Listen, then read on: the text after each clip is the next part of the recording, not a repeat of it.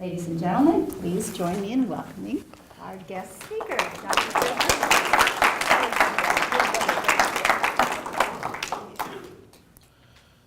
Okay.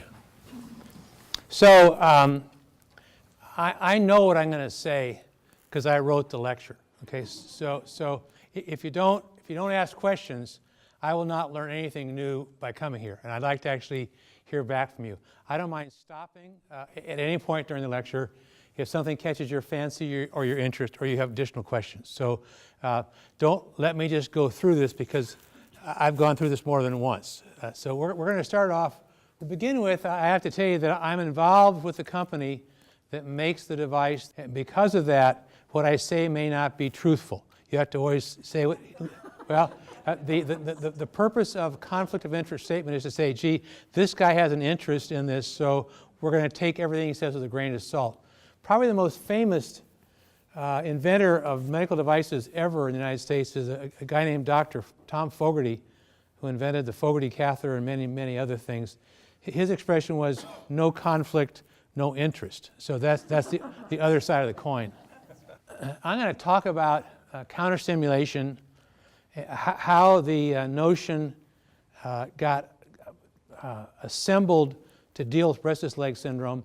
And then I'm going to talk a little bit about who was Dr. Willis and who was Dr. Ekbom. Okay? You guys have heard the names, but these are actually very interesting people who have a handful of things from all their works that I want to talk about in relation to restless leg syndrome. So what is counterstimulation?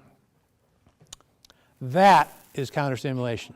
Okay. So if you've wielded a hammer and you've ever struck your thumb instead of the nail, the first thing you do is that you generate a lot of motion in your hand in order not to just have pure pain coming in. So if you hit your thumb and just stared at it, didn't move a muscle, you'd perceive more pain than doing this, because now you've got air on your skin, you've got joints moving, you've got all kinds of activity going on. So the notion is you pair a pleasant experience or stimulus with an unpleasant experience. And that pleasant experience is called a counter-stimulus. It's a concept that's been around for a long, long time, and it's used in various kinds of psychological experiments. And this is how I characterize our device.